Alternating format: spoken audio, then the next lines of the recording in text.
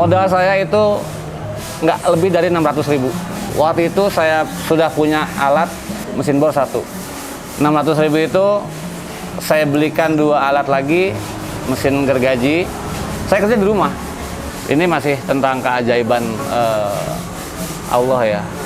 Dalam proses saya kerja di rumah itu ada seorang teman juga biasa ngopi di rumah saya, datang ngobrol. Gua dia ada aset di daerah Depok, lu bisa pakai buat workshop. Ajak saya, ini tempatnya kalau mau dibangunin bangunan, dikasih listrik. Teman saya itu nggak mau saya bayar, listrik pun nggak boleh, saya bayar listrik aja deh, udah nggak usah. Sok, mangga dipakai. Wah itu saya sujud syukur. Hari itu saya mulai sholat. Jujur aja saya bukan tipe orang yang rajin ibadah dari dulu. Ya mungkin salah satu kesulitan hidup saya karena saya jauh dari Tuhan ya, dari Allah.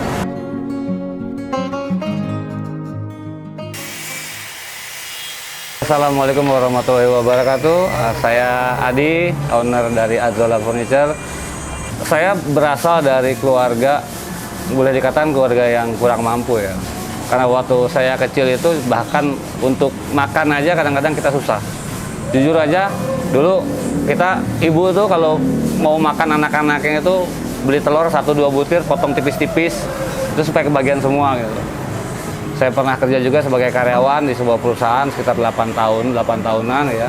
Tapi saya nggak nyaman ya karena apa ya? Karena banyak hal-hal yang nggak sesuai dengan hati nurani saya gitu. Jadi akhirnya saya mengundurkan diri, saya pilih dunia yang lain untuk cari rezeki. Ya. Saya tuh mulai tambahan usaha saya itu di kegiatan mancing. Tahun 2013 saya udah mulai terjun serius di dunia mancing. Ya, jadi di situ saya mulai nge-guide bawa-bawa tamu mancing ya. Jadi caddy lah istilahnya gitu. Tapi alhamdulillah dari situ banyak orang-orang kenal, banyak teman-teman baru yang luar biasa. Saya belajar juga untuk bisa membuat produk. Jatuhnya sih custom ya. Saya beberapa tahun tuh sempat ngejalanin usaha custom alat pancing. Dulu namanya Adzola Custom. Ya lumayan, kita sempat jalan juga, sempat punya karyawan juga. Saya ngejalanin Adzola Custom itu sekitar 3 atau 4 tahun ya, dari 2013 sampai 2017. Kebetulan mentok di modal juga. Awalnya saya mentok di modal, bagaimana caranya saya mau berkembang di situ. Akhirnya saya kembali lagi di-guide aja dulu, di-guide. Jadi sempat vakum dari dunia custom joran dengan Adzola Custom saya. Itu saya diposisikan dalam kondisi yang serba salah. Mau lanjut, nggak ada modal lagi, karena modalnya nggak kecil juga untuk itu. Tidak lanjut, saya butuh nafkah untuk keluarga. Akhirnya udah, saya sambil berpikir, sambil perbanyak silaturahmi ke teman-teman gitu ya. Sampai akhirnya saya satu saat ketemu satu pemikiran bahwa banyak nih yang bisa kita jadikan uang gitu loh, meskipun keterbatasan modal gitu. Nah, akhirnya tembuslah pemikiran saya, ini sebenarnya dari ide dari kawan-kawan juga gitu ya, membuat sebuah karya dari bahan-bahan kayu limbah untuk bisa saya olah gitu. Jadi kayu-kayu pinus Jatilanda yang sisa-sisa palet pabrikan itu saya mulai olah, ada yang jadi bentuk bingkai foto gitu. Itu awal-awalnya saya mendirikan Adzola Furniture. Dulu namanya bukan Adzola Furniture, dulu namanya Adzola Wooden Craft.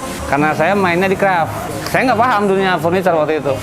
Jadi itu saya mulai coba-coba belajar bikin bingkai-bingkai foto. Saya buat rak joran itu jauh-jauh sampai ke Palangkaraya, teman-teman mancing. Nah, karena pasar pertama saya adalah teman-teman mancing. Barang-barang yang berkaitan dengan kegiatan mancing itu saya buat figura-figura, terus foto-foto kegiatan mancing dibentuk dalam konsep craft gitu ya. Itu jalan alhamdulillah. Cuma namanya barang-barang kecil kayak gitu ya, kita harus jual dalam volume yang besar supaya dapat uangnya agak lumayan. Kalau cuma dapat 10 piece orderan dalam 1 bulan ya nggak makan juga kita gitu kan. Itu masih sendiri, itu semua saya kerjain sendiri. Masih sendiri, itu sekitar 1 tahun lebih saya sendiri. Sampai satu saat itu ada satu konsumen, calon konsumen lah kita bilang ya, minta dibuatkan produk interior. Saya belum pernah main interior, masih main di craft. Cuma saya tipe orang yang suka bersosialisasi ya. Jadi teman-teman maker yang udah jalan duluan, saya belajar banyak di mereka. Ada salah satu juga workshop yang bersedia jadi mentor saya ya dalam hal ini. Saya konsultasi dulu, bisa nggak nih saya bikin ginian? Bisa dong, pasti bisa, nggak ada yang nggak bisa. Kalau nggak bisa, di sini bikinnya nanti saya ajarin. Jadi orang itu ngajarin saya sampai saya bisa. Nah, jadi produk interior yang teman saya pesan itu, saya kasih tahu, saya ini nggak pernah bikin ya, tapi saya usahain bisa. Dia bilang, gue percaya sama lo, mau jelek mau bagus, itu produk lo gue bayar. Jadi berarti saya belajar dibayar. Nah, itu alhamdulillah ya, Tuhan kasih jalan baik lah buat saya. Saya buat dengan mentoring teman saya itu dari workshop yang lain. Alhamdulillah sesuai target dan sesuai ekspektasi yang pesen, dia puas. Dari situ dia tambah lagi dan rekomendasikan ke teman-teman yang lain gitu. Jadi dalam hal usaha terbaru saya itu di Azolla Wooden Craft awal ya, karena dalam posisi belajar, jadi ya secara ekonomi belum sepenuhnya mendukung gitu loh. Saya cuma ingat pesan orang yang udah duluan, ini untuk belajar itu butuh kesabaran, konsistensi, ikhlas. Nah, itu. Jadi ya meskipun saya hari ini nggak dapat uang, udah terusin aja, kerja aja. Besok datang sendiri insya Allah gitu loh. Akhirnya di akhir 2018 itu produk craft saya udah sangat menurun sekali tuh. Secara nggak langsung transformasinya ke interior. Saya udah mulai bikin lemari, bikin tempat tidur, kitchen set. Nah itu udah nggak lagi saya kerja sendiri, karena saya nggak bisa sendiri untuk produk-produk itu, jadi saya butuh orang. Jadi saya dari usaha di kayu ini sebetulnya nol. Saya datang dari nol besar. Cuma ada motivasi ya, saya bisa belajar karena di sekeliling saya itu ada teman-teman yang udah jalan duluan. Mereka punya kemampuan yang udah bagus lah ya.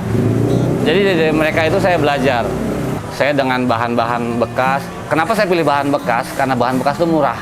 Dan bahkan ada yang gratis juga. Jadi saya datang ke workshop teman-teman, saya cari limbahnya mereka, ini dipakai nggak? Ini nggak dipakai, bawa aja. Dikumpulin, kadang-kadang mereka bantu. Oh nih yang udah dikarungin, kalau mau dibawa, bawa pakai gitu. Sampai segitunya. Dan akhirnya mereka pun ajarin kalau nyambung kayu kayak begini caranya, kalau ngelemnya kayak begini, motongnya seperti ini. Dengan belajar dari mereka ini, apa yang saya alami sekarang itu ilmunya kepake semua. Dulu awal saya memang coba nekat belajar dari YouTube. Ya karena di YouTube tuh banyak sekali panduan-panduan gitu ya. Tapi ternyata ada efektivitas yang sangat jauh sekali ketimbang kita belajar langsung di workshop-workshop yang udah jalan. Ternyata kalau di YouTube saya harus bikin kayu itu, bikin satu produk itu alatnya ini, alatnya terlalu banyak gitu ya. Ternyata ketika saya belajar dengan tukang langsung, cukup satu alat bisa untuk semuanya. Ya, kebetulan saya hari ini bergabung dengan komunitas juga, dari komunitas hobi kayu. Jadi kita tuh ada misi menciptakan pengusaha-pengusaha baru di bidang perkayuan. Nah, fasenya sama seperti yang pernah kita jalanin, rata-rata dari kami itu bermainnya di craft. Nah, jadi ketika ada produk craft yang masuk ke workshop saya ini interior, kita terima, nanti kita ajarkan ke teman-teman yang baru mulai. Itu sebetulnya buat ngasah skill ya. Karena produk craft itu ketika kita bisa bikin craft, itu kita akan dapat ketelitian. Akurasi akan dapat. Jadi nanti ketika mereka sudah pindah ke fase berikutnya, itu insya Allah mereka udah bagus kerjanya. Kan dia sudah punya basic cara memotong kayu yang bagus, ngatur presisinya udah bagus. Nah itu biasanya akan jadi kayak gitu. Jadi konsepnya kenapa saya mau berbagi dengan teman-teman yang entry level ya, itu bilang pemula gitu. Kita bagi-bagi ilmu itu sedekah ya, nambah ilmu kita. Iya kan, ilmunya nambah, rezeki kita nambah. Jadi saya nggak pernah berpikir, wah nanti kalau dia pinter, dia jadi pesaing gue nih, enggak. Ya, kita tambah ilmu, tambah teman ya. Karena kita berpikir positif aja nih, semakin banyak yang bisa kita bantu, semakin banyak yang bisa bantu kita juga, kan gitu. Komunitas yang sekarang saya jalani ini udah sekitar 30% lebih dari anggotanya tuh jadi pengusaha semua. Anggota sekarang ada yang aktif 120 lebih. Saya kebetulan di chapter Bogor. Chapter Bogor 120 orang, lebih dari 30% itu sudah jadi pengusaha.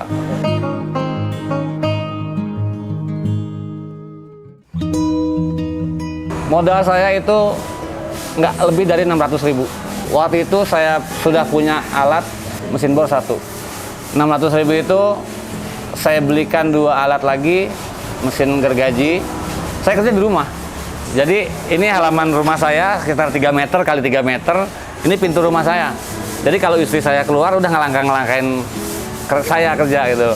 Potong kayu, ngamplas kayu, semua debunya masuk ke rumah. Itu ada 6 bulan saya jalan di rumah. Ya tapi karena memang itulah kemampuan saya. Jalan aja dengan modal 600.000 itu. Ini masih tentang keajaiban Allah ya. Dalam proses saya kerja di rumah itu ada seorang temen juga biasa ngopi di rumah saya, datang ngobrol. Ini kok lu kerja begini sih bro? Kenapa? Di depan rumah, alat, debu, kotor semua. Emang nggak kasihan sama anak istri kan? Ya saya gimana lagi? Ini kondisi yang saya mampu saat ini gitu. Saya nggak mau orangnya. Saya bukan tipe pengusaha yang senang minjem uang sana kemari buat ngebesarin usaha saya, enggak. Saya pengen organik. Saya pengen usaha ini berjalan dengan kemampuan saya. Gitu. Akhirnya nggak ngomong apa-apa, dia cuma bilang, oke nanti tunggu sebentar ya, gue mau coba lihat dulu kemampuan gue untuk bantu lu seperti apa gitu. Itu saya anggap aja gitu kan, karena ya sudah ngobrol-ngobrol sambil ngopi gitu kan. Ternyata nggak lama dari situ dia kasih kabar, bro, gue dia ada aset di daerah Depok, lu bisa pakai buat workshop. Dia sekedar workshop lah, dia bilang. Waduh, saya belum ada uang nih buat kontrak segala macem. Kita nggak bicara kontrak, dia bilang. Gue senang kalau lu kerja, lu punya usaha. Coba deh lu pakai tempat gue, diliatin dulu. Ya itu saya lihat langsung kan. Dan saya senang tempatnya memang nyaman karena ada kebunnya masih luas gitu ya. Itu dibuatkan workshop sama dia.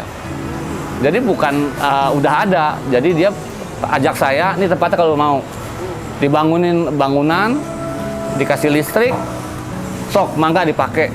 Wah itu saya sujud syukur. Hari itu saya mulai sholat. Jujur aja saya bukan tipe orang yang rajin ibadah dari dulu. Ya mungkin salah satu kesulitan hidup saya karena saya jauh dari Tuhan ya, dari Allah. Hari itu hati saya itu tersentuh, mau nangis saya. Kok ada orang datang tiba-tiba kasih kemudahan segitu besarnya gitu. Sedangkan sekarang kita mau kontrak workshop itu puluhan juta dalam 1 tahun. Listrik pun digratisin sama dia. Saya cerita sama istri, ya alhamdulillah mungkin ini salah satu jalan Allah buat mengangkat derajat kita. Ya udah. Akhirnya saya coba terima tawarannya. Saya nggak tahu lagi mau bilang terima kasihnya seperti apa gitu ya. Karena itu salah satu doa saya, salah satu mimpi saya gitu. Hari itu saya mulai coba kembali gitu. Saya coba lagi belajar sholat lagi. Saya coba ungkapkan rasa syukur saya itu dengan cara ya ibadah gitu. Meskipun waktu itu juga masih belentang-belentong ya awal-awal itu. Nah, saya pikir saya secara berterima kasih saya kepada Allah nih kayak gimana gitu loh. Teman saya itu nggak mau saya bayar, listrik pun nggak boleh. Saya bayar listrik aja deh, udah nggak usah, kerja aja yang benar. Ya akhirnya semua saya jalanin dengan baik. Saya usaha di situ, saya berkembang di situ. Ya karena tempatnya sudah mencukupi ya untuk produksi yang lebih besar. Alhamdulillah saya berkembang di situ. Itu jalan sekitar 1 tahun. Saya sudah punya karyawan 3 di tempat itu. Ada rasa malu. Saya numpang sama 1 tahun lebih. Nah akhirnya cerita teman saya diskusi sama dia. Ini kan gue nggak boleh ngontrak, nggak boleh bayar. Gue butuh tempat yang lebih besar. Gue izin keluar boleh nggak? Jadi saya izin untuk coba ngukur kekuatan saya. Cari kontrakan baru. Cari kontrak baru ya, karena yang sebelumnya saya nggak kontrak. Jadi uang ya ada. Akhirnya saya tabung untuk kontrak. Kalau lu sudah merasa yakin, silakan. Tapi di sini lu tetap terbuka buat lu usaha di sini. Nah, akhirnya saya beranikan diri untuk ngambil langkah yang lebih jauh lagi. Saya cari tempat, ya inilah tempat yang saya tempati selama 2 tahun terakhir ya, alhamdulillah. Ya dengan modal 600.000 tadi, saya memang coba berpikir besar dengan cara hidup prihatin. Jadi setiap keuntungan yang saya dapat dari setiap produk yang saya jual, itu udah saya matiin. Sekian persen itu sudah saya matiin. Ini untuk pengembangan usaha. Ini untuk pengembangan usaha. Dan saya nggak boleh otak-atik uang itu. Dapat 1 juta, oh ini dapat mesin gergaji yang besar. Saya belikan langsung. Nah, saya nggak mau minjem, saya nggak mau instan. Udahlah, dengan semampunya saya aja, saya baru bisa bikin alat ini, barang segini, ya udah saya beli dulu ini. Nah, jual produk lagi, ada tabungan lagi, oh perlu ini, beli. Nggak ada satupun barang yang saya beli dari hasil utang. Alhamdulillah sekarang alat saya untuk standar workshop kecil saya lengkap. Jadi setiap personil yang kerja di sini punya alat pegangan masing-masing. Jujur aja kalau bicara logika saya pribadi, saya nggak akan sampai tahap ini gitu. Ada beberapa orang mungkin akan saya sebutkan satu persatu. Mereka yang ngasih support saya bentuk workshop, mereka yang kasih support saya dalam bentuk orderan yang tiada henti gitu loh. Karena mereka tahu saya lagi sedang belajar. Tolong buatkan ini, tolong buatkan ini, tolong buatkan ini. Mereka tuh sedang mendidik saya gitu loh. Saya tahu saya nggak akan bisa balas mereka dengan uang. Karena uang buat mereka nggak ada artinya gitu loh. Makanya doa saya untuk mereka adalah Allah kasih kemudahan, Allah kasih pertolongan di saat mereka membutuhkan. Itu aja sih sebetulnya. Karena nggak ada mereka, tanpa perantara mereka itu, ya saya masih tetap berada di tempat yang nggak jelas gitu loh. Untuk Azolla Furniture sekarang saat ini saya konsentrasinya di interior ya, interior design. Saya terima juga jasa desain untuk produk, untuk kediaman, untuk produk-produk kitchen set dan lain-lain gitu ya. Kenapa harus pilih Azolla? Yang selalu saya tekankan ke teman-teman itu adalah masalah quality produk. Ya. Saya paling nggak suka ketika produk yang kita mau kirim ke konsumen itu ada kekurangan. Meski sedikit aja kurang, saya lebih baik itu kita batal kirim. Misalnya kita mau kirim lemari, ada bompak dikit karena waktu kita pengiriman ke Pentur. Nah itu saya lebih baik batal kirim, perbaiki dulu. Itu satu. Kedua, saya nggak pernah mau turun grade. Ada konsumen pesan barang nilainya kita katakanlah 2 juta. Terus dia tawar 1.750.000 atau 1.500.000. Itu saya terima misalnya. Tapi grade itu nggak akan saya turunkan. Spek yang pernah saya sampaikan di 2 juta itu ya akan tetap saya kasih itu. Karena itu konsekuensi saya. Dia menawar untuk harga, bukan menawar untuk produk. Saya sudah targetkan setiap 6 bulan sekali, kita akan hubungi konsumen-konsumen kita yang lama untuk tanyakan produk-produk yang pernah mereka pesan di kita, kondisi gimana nih Bu? Oh pintunya rusak Pak. Saya akan kirim orang untuk perbaiki pintu secara gratis. Itu juga salah satu nilai tambah di kita. Jadi konsumen kita itu merasa dilayani setelah pembelian mereka, nggak dilepas begitu aja gitu loh. Akhirnya mereka rekomendasi ke orang-orang. Jadi ke teman-teman, beli di sini aja di Azolla. Kenapa?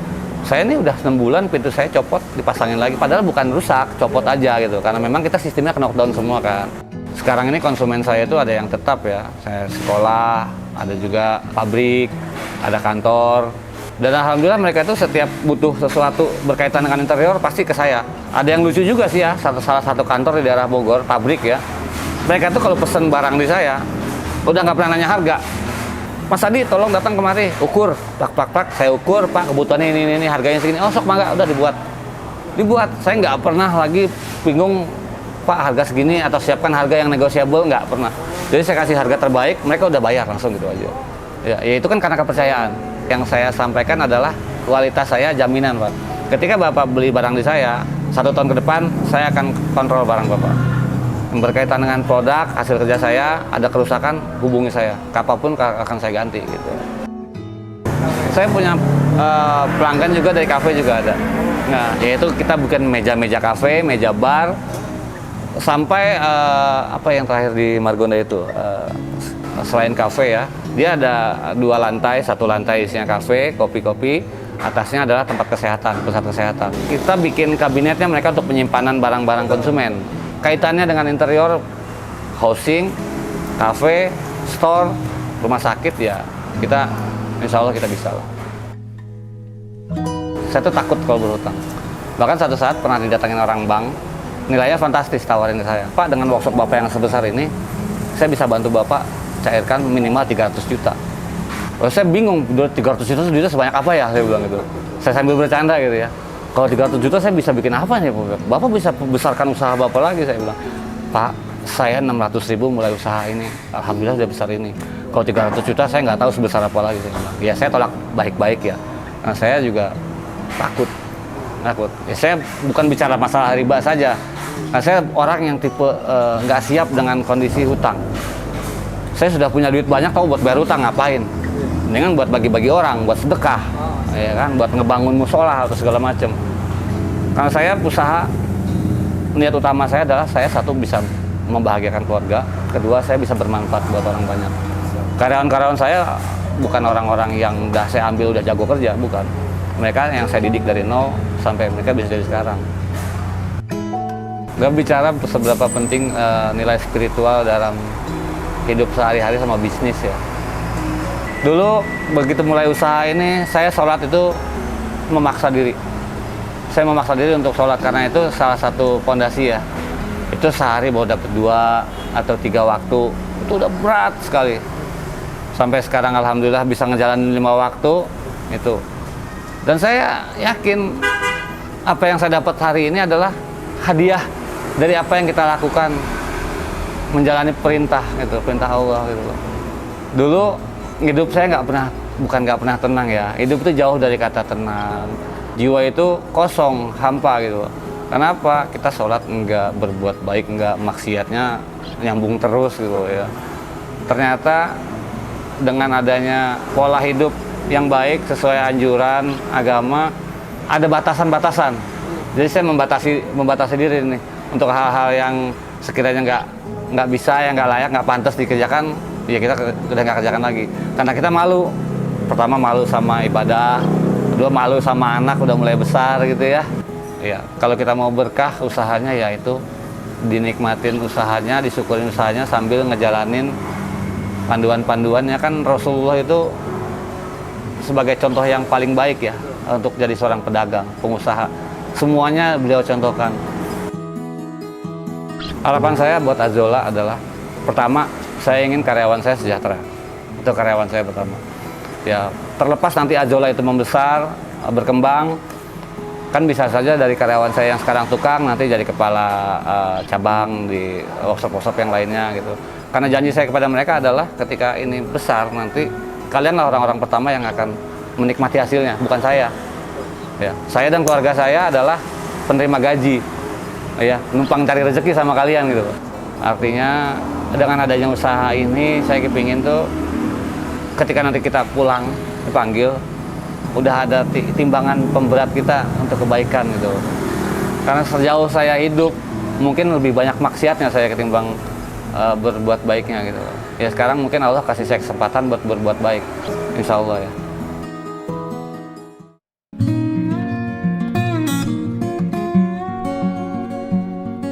Untuk teman-teman ya yang ada hati mau jalanin usaha bisnis, kiat-kiatnya kalau dari saya sih jalanin aja dulu, fokusin aja. Insya Allah kasih jalan untuk orang-orang yang serius. Satu saat dalam bentuk usaha apapun akan ada yang namanya down. Ya, kita jangan pindah.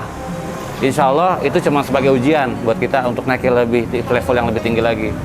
Kita nggak perlu nggak perlu down, nggak perlu patah semangat ketika ada satu waktu kita mengalami kondisi pasang surut bisnis ya. Karena itu memang fase dalam berbisnis. Insya Allah kalau kita tekun, kita ikhtiar, kita fokus, itu akan kembali lagi ke posisi yang kita inginkan. Oke, itu sedikit dari saya. Semoga menginspirasi teman-teman, semoga bisa membawa manfaat buat yang lain ya teman-teman semua. Saya Adi dari Azola Furniture. Assalamualaikum warahmatullahi wabarakatuh.